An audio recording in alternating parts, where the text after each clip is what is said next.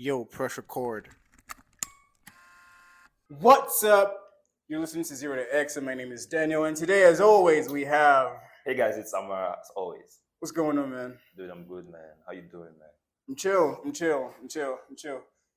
Touchy subjects today, man. What's that? Touchy subject today. Okay. Amara, what made you go into trading? How did you start? Guys, for context, Relax. Amara studied. Wait. Let me lay this down. For context, Amara studied petroleum and gas engineering in the University of Lagos. Mm-hmm. That course is one of the most difficult courses to get into in engineering and in Unilag as a whole. I don't know why. But Amara spent 5 years.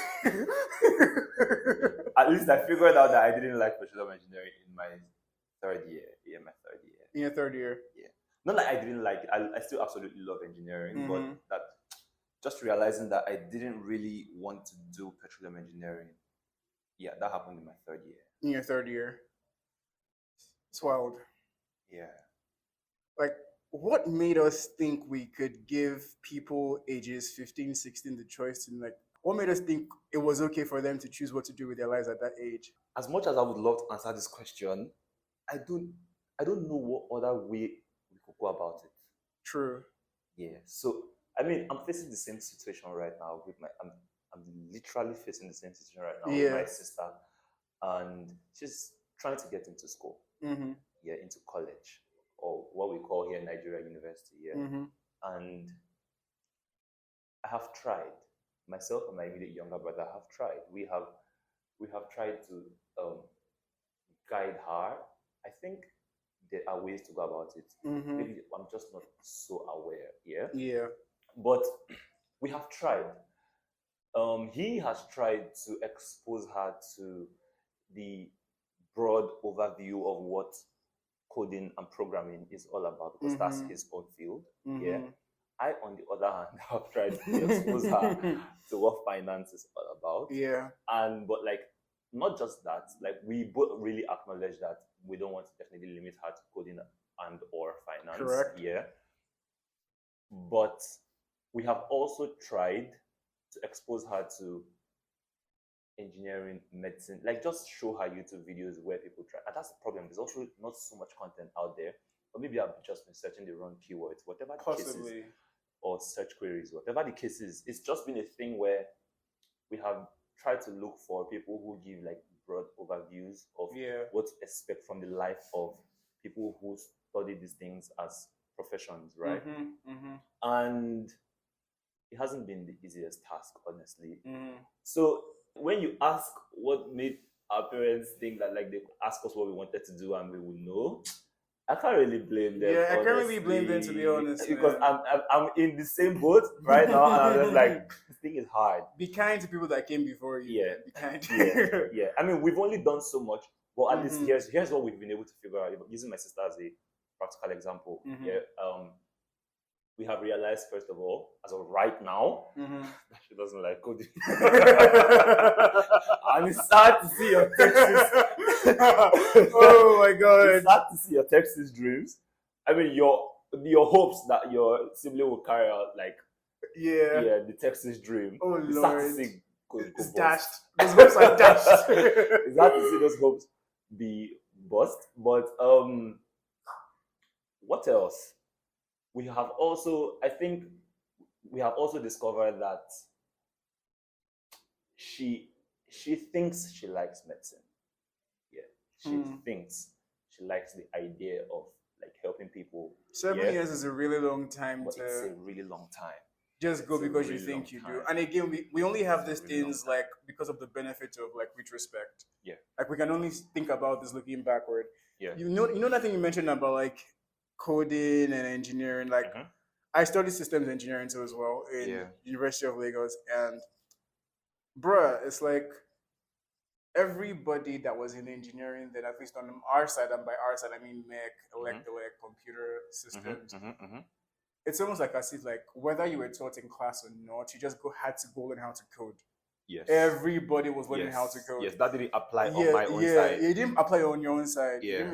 You guys were all guys, money. for context, my own side is petroleum engineering and chemical engineering. Yeah. So you guys were the oil money people we knew. Yeah, but like on this side, everybody was picking up code or something related to it, like AI, machine learning, all that jazz. Yeah.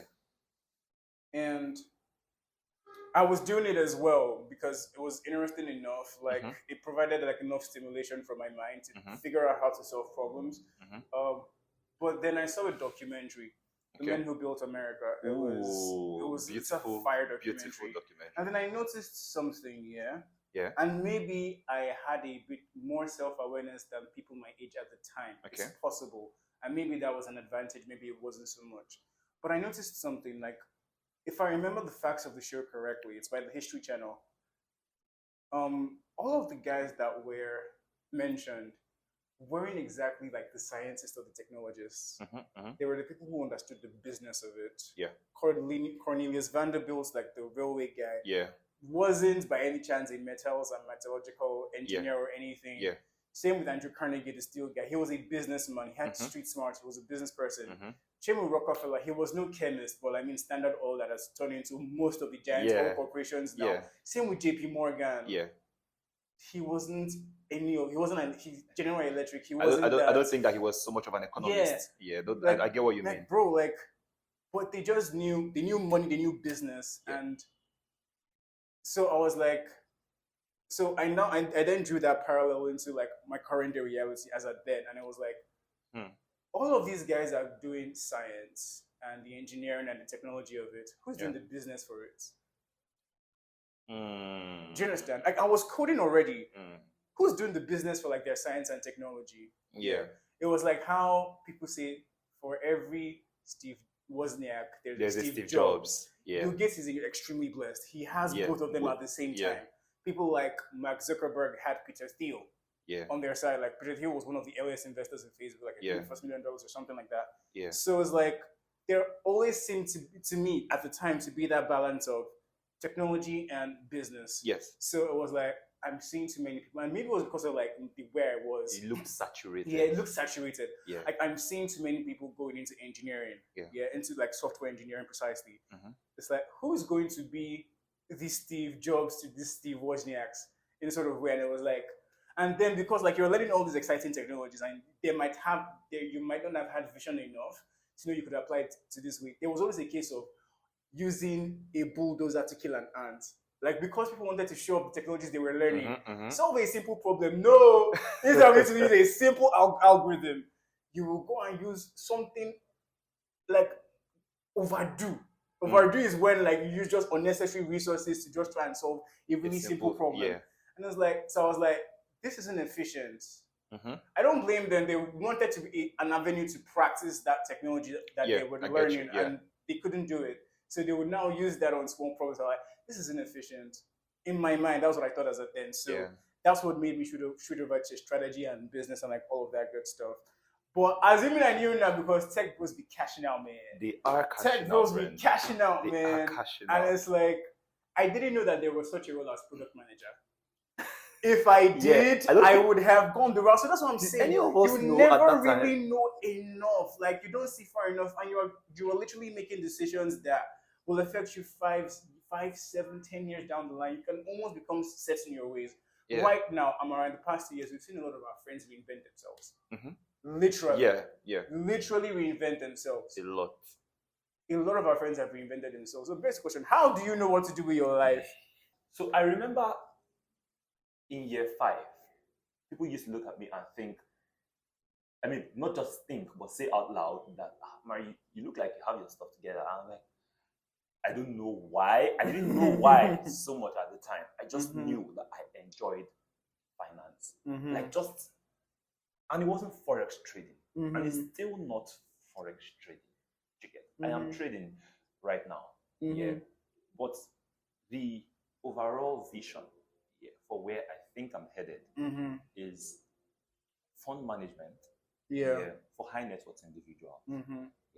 I have not decided whether it will be hedge fund management, mutual fund management, or any other kind of fund management. But just that fact that I like the idea of making money with money. It is, and why it excites me is because not a lot of people know how to do it. No, that's very true. Not a lot, and it is a very difficult skill to learn. It is. It is, I wouldn't say extremely, but it is highly difficult to learn. Yeah. And you see, that's the beauty about the proportion, the way these things pay out in proportion. The amount of difficulty a lot of the time assigned to a skill, a lot of the time determines the level of reward that you get out of that thing. It's not. It doesn't apply in every case. Yeah. Yeah. So we can make arguments for it. Yeah. Where it doesn't apply. Yeah. But I just think about the fact that we know by default, first of all, that a lot of people struggle with just figuring out their basic personal finance. How much more being able to help that man who has done the, wealth is three things. It is first you earn, then you learn how to keep that money, then you learn how to grow that money. Yeah. Yeah. So the one who has figured out the earning part he's doing so well. There's a lot of money coming in. He has also been able to keep the money, so he knows that he's not spending everything. Yeah. So, but he hasn't figured out the growth part. And figuring out the growth part is not something that comes naturally, because like every other skill that you learned, it's a skill that needs to be learned. And not a lot of people have the time to commit to that thing. It's like being an investor versus being an entrepreneur. It's difficult to be able to do both very well. I'm not saying you can't like find a balance in between. Yeah. The skill sets may overlap at some certain places, but to be a fantastic investor and still be a fantastic businessman, it's not something to pull off very easily. Yeah. So a lot of the time people are stranded with the ability to grow their money. And so that is literally exciting. So I think to answer your question about deciding what to do, one way to look for guidance and direction is to think about the things that excite you. Yeah. That's a go-to typically. That's a go-to. Place. Think about the things that excite you. I don't want to go into so much detail about my own story. Yeah. My story is actually very long. Yeah. Maybe some other episode. Yeah. But let's think about the things that excite you. Then think about the things that make you angry. That's a good point. Yeah. So that's a good point. So, for example, what in my grand vision for myself, I see myself. You know that thing we had we had one conversation one time. I had one conversation with Daniel one time, and we're talking about years ago, and we're talking about like drafting up what we wanted people to remember us by. Yeah. The whole eulogy thing. Yeah. And I remember like being one of the things I wrote down then and still now, I want to be a Christian and business inspiration for the men that come after me. Emphasis on the men. And this is not to say that I don't want women to take things away from me. I absolutely want women to take things away from me. Yeah. But when I think about the things that angered me, it was how a lot of the time there weren't people who had the whole picture that I wanted in a role model.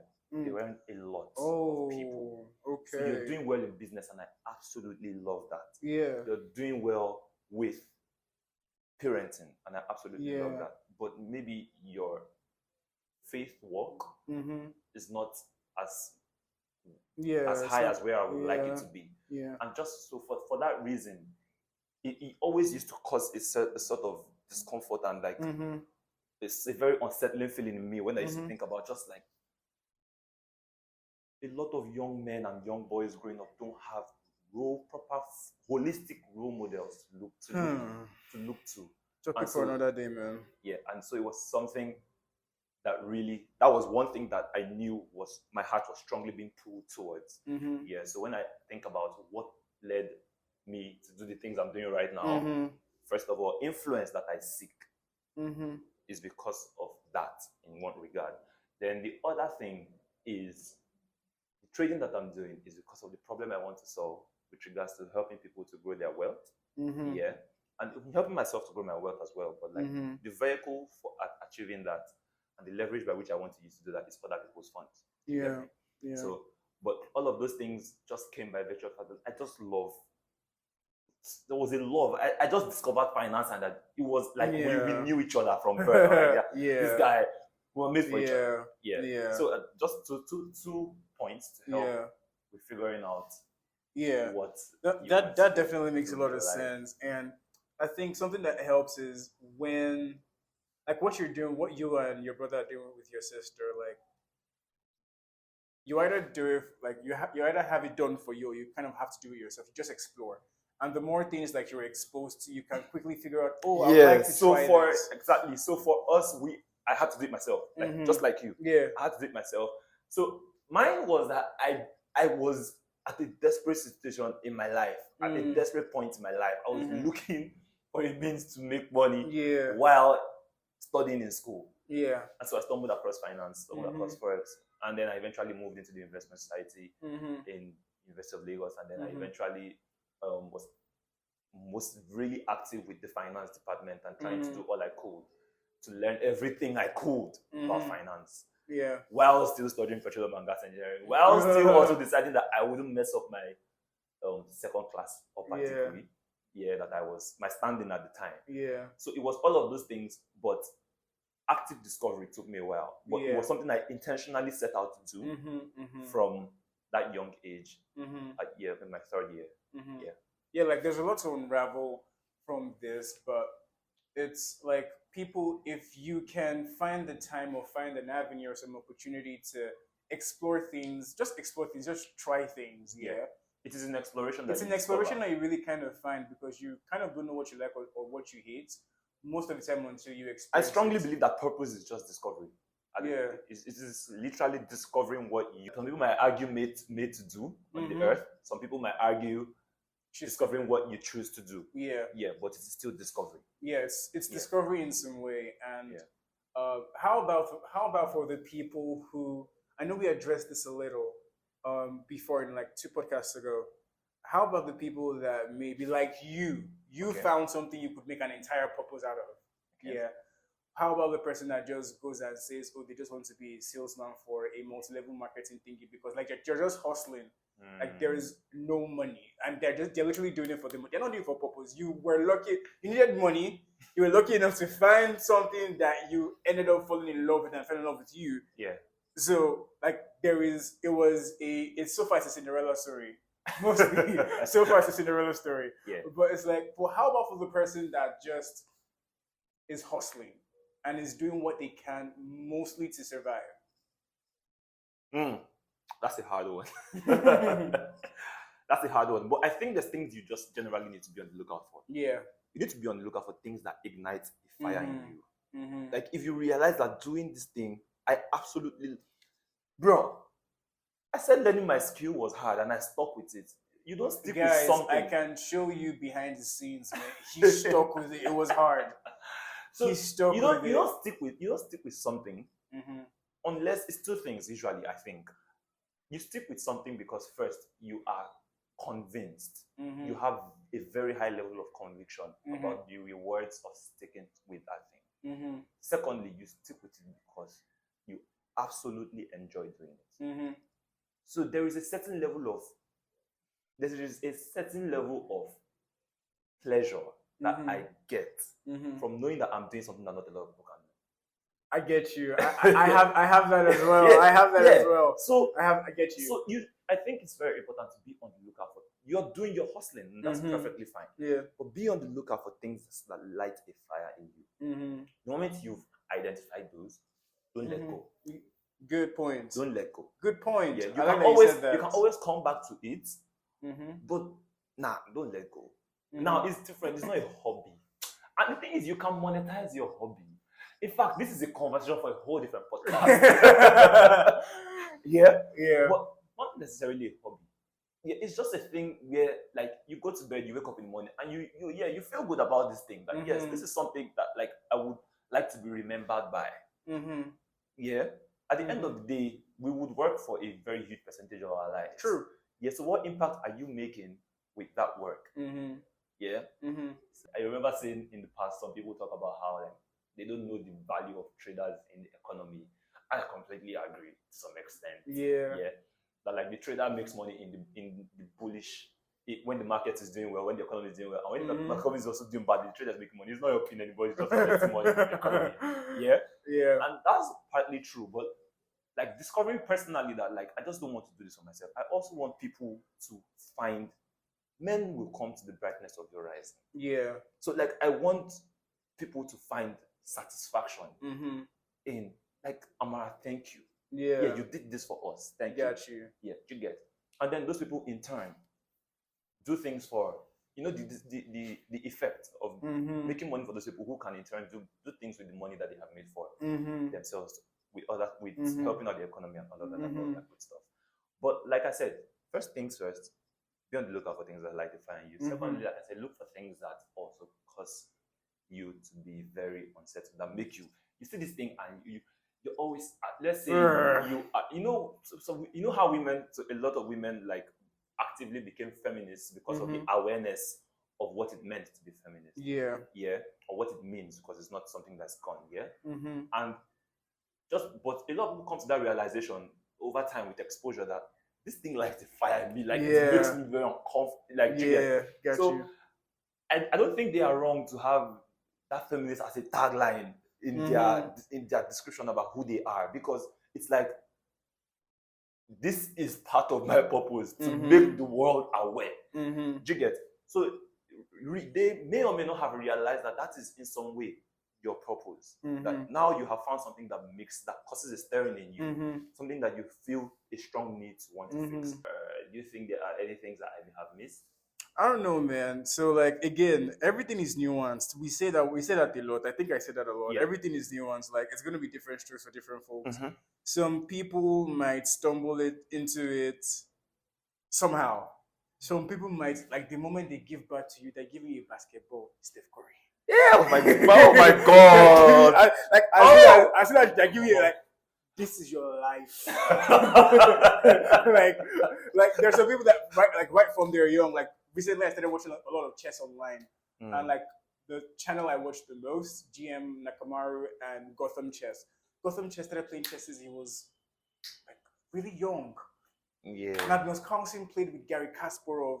Yeah. Like, and he was really young. Like, it was so like they've been doing it. Like, these are like some of the best chess players in the world. And that's another thing as well. For so long. So like, just thinking about the fact that you can also be exposed to something at a very little age and then fall in love with it. Exactly. That sets the fire in you. Exactly. So like, there are different ways. Some are fortunate enough that they were like they got into it when they were young. Yeah. Some way or the other. Either it was handed it to them or they picked it up. Some you might just find out that these are your inclinations, and then you keep on going. Like I tell people, if I knew what I knew, if I knew then what I know now, I wouldn't have gone to science class. I would have gone to like accounting. Yes, I like money. I like money. I like the mechanics of money. Yeah. I like learning how more money is made. That's a very fundamental question. Yeah. I like all of the workings of it. I like it. Yeah. So, but because they said I was good at math, physics, chemistry, and biology, it just threw me into engineering. You get, and I liked it. I like being good at things. I like things that challenge me, and then those felt like things that challenged me. Do you understand what I'm trying to say? So, you might be fortunate enough to stumble into things, but I think if there are probably plenty of things to take out of this podcast. There might not be a lot. There might not be anything, but feel free to reinvent yourself. Do it with sense, Sha. Yeah, definitely. Do it with sense. You don't want to like just again. It's nuanced for different people. Amara can do certain things because of certain situation in his life that you may not be privy to, but that grants him the space to make Amara's choices are so unpopular, but thank God for his resilience. Like he's really set in his ways. He's not going to allow your thinking interfere with his thinking. So, but then that's the thing. He can do it because of certain advantages or things that he can leverage in his life. I can do certain things because of certain kind of leverage I have. And leverage is in so many ways. It might be in money in the bank. It might be in understanding parents. It might be in an understanding spouse or a partner. It could be anything. It might be in the people that you know. And you can leverage and say, oh, I want to reinvent myself to do this thing. Do you understand? Like, have money saved up and say, oh, I want to switch career paths. When you know you don't have to bother about food for like maybe 6 months, it's worth the try. Or you have an understanding partner, it's worth the try. Because see, I'm gonna say something really important. You're probably going to spend 3/4 of your life working. Likely. Or maybe at the very least half. At least half of your life. At least half of your life working. So, and I don't think people should be put in a box, man. Like, reinvent yourself as many times as you think you need to, as you think you can explore. Like I said, I think in the very first episode, I want that empty, man. I'm doing everything. I want to die empty. Like, oh, I like this. Do I have some bandwidth for it? Let's try it out. Mm-hmm. And if it feels lovely, that was a fun ride. Do you understand? Yeah. Again, this might not directly apply to you. It applies to me maybe because of some things that I have leveraged in my life. There are things you might be able to do that I might not have that leverage, but you do. So, but there is a thing, another really important point, Amara. Another really important point. In choosing what you want to do, because people compare in this society. Let's not lie. Yeah, yeah. People compare in this society. Human beings compare. Human beings compare. The human brain The compares. human brain compares. So it's like tech bros make this much. I saw a really funny meme. I saw a really funny video. It was from a movie. So essentially it was like the CTO was talking to the CEO, and then the product manager and the engineer were somewhere in the conversation. And then the CTO was telling the CEO, like, you made 500 grand from that deal? And the CEO was like, roughly. I made 30,000. The CTO was saying, I made 30,000. The product manager now said, I made just 1,000. The engineer was like, people are getting paid. so it was like, so this is the thing. You can work, and I said that to say this, you can literally put in the same input as someone else in a particular field, but your output will be drastically different. Yeah, leverage. If you work, God bless you, that's it, leverage. If you work 18 hours as a bricklayer, for instance, and you work 18 hours as a rocket scientist, what you produce is two different things. Yeah. How much people will be willing to pay for that things are two different things. Yeah. Do you understand? So if you know you are taking your time to devote yourself to a particular craft, and you had better be prepared and to be at peace, to be contented with where you'll be 5 years from then. Yeah. Do you understand? You need to know the outlook of, it's like beginning with the end in mind. Yeah. You need to know the outlook of, this is where I'm going to be. This is what I'm going to do. This is the money it's going to make on my family life.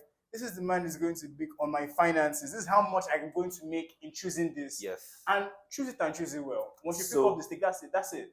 Just in a tiny addition to that, I absolutely love the points you made. And something just came to mind. I just remembered a conversation I was having with a friend. And I remember telling him that in choosing what you want, you also need to think about the people who are the pinnacle of what you're choosing. Yeah. Yeah. Okay. So, in choosing what you want, you have to think about people who are the pinnacle of what you're choosing. Because if you look at the top people in, say, the petroleum engineering industry, and their lives don't look like the kind of life you want, that might be a signal. That might be a signal, yeah. Yeah. If you look at the top fund managers, or you look at the top bakers, or you look at the top engineers, developers, whatever it is you want to do, and their lives don't look like what you want for yourself, that might be a signal to re-examine and re-evaluate. So that was just what I wanted to add. Yeah, that's a really good point. Like, and you do this because maybe you are at a point in your life where you have a little more self-awareness. Yeah. So you can say, oh, what does the third person's life look like in this particular field? That's actually a really good point. Yeah. But you can only do this when you have like a little more self-awareness. Yes, self-awareness. So again, guys, like there is no hard and fast rule about like finding purpose. Like there are general great starting points. Yeah. Like the points Amara made. Yeah. But the thing is, just a little intention, a little thought about this, and you can start to make changes. Yeah. So because there is this craze of, especially with like online internet business models becoming really popular in the past couple of years, and one of the issues they have is that people are always swapping businesses. Like there's a hot new fad. Oh, it's affiliate marketing. Oh no, it's e-commerce. Oh no, it's drop shipping. Now I'm doing this. Now I'm doing that. And you find out that the top, for lack of a better word, practitioners or gurus, I don't want to use the word gurus, the top practitioners in that space complain about this thing. Like, you guys, we've spent years, decades doing this business and fine-tuning to a level of art and mastery. And we teach you guys, but none of you can commit to spending 3 to 6 months to a year working on this thing because you are, it's called a shiny object syndrome. Yes. Oh, this is making money. You are seeing screenshots of payouts, then you then jump into there. No, like stay with that thing. Like it needs time to prove itself as something worth doing or not doing. Begin with the end in mind. Begin with the end in mind. So like, okay, you see this particular person, oh, I can probably be that on my way to that like in the next year. Yeah. Give it all you. But again, you have to be cognizant of like how much leverage you have around you. Yep. Do you understand? Yep. It's different for everybody. Absolutely. You just don't take certain risks. Yeah. Or if you do, just know what, because there's going to be the emotional toll. Yeah. There will. Of even if you think you have a very understanding partner, whether you're like you're male or female, know that there's things like if you make certain decisions, know this. It's the reality of it. There will come a time. You made this decision 5 months ago and you are in and your partner is in. You really want to buy something for him or her, you will not have the money to do it. Mm-hmm. And to pain you. Yeah. But in that moment, you need to remember that this is where I'm going. Yeah. Do you understand? Yeah. You need to remember that this is where I'm going. Yeah. So there are all these considerations, man. This is actually a really big topic to unravel. It is. But again, guys, these are just starting points. And again, as we say, everything here is incredibly nuanced. Yeah. Again, you pick from here, find something else that works, and then try. Mm-hmm. Do things fast enough and quickly enough that you can fail fast enough. If you have to fail at all, so that by the time you succeed, you get there faster. Yeah. You get there faster. Yeah. All right, guys. It was a good one. It was a good one, but I feel like this episode isn't finished. Yeah, like there's a lot. There is a lot. There is a lot to talk about, man. There is a lot to talk about. But I hope this somehow helps someone, man. Yeah, I really hope it does. I really hope it does because it's a real thing. People want to make money now, guy. Mm-hmm, mm-hmm. Money is always a driving factor in a lot of people's lives. Rightly so. In the right context, obviously, but rightly so. You should not aspire to not be rich, please. Nobody should guilt you into trying to not be rich. I beg. All right, guys, that's all we have time for on this episode. Thank you for listening. Thank you for listening. You're soon going to be watching Amara. Yeah. You're soon going to be watching. All right, guys, take care. This was fun. See you in the next one. Cheers, guys.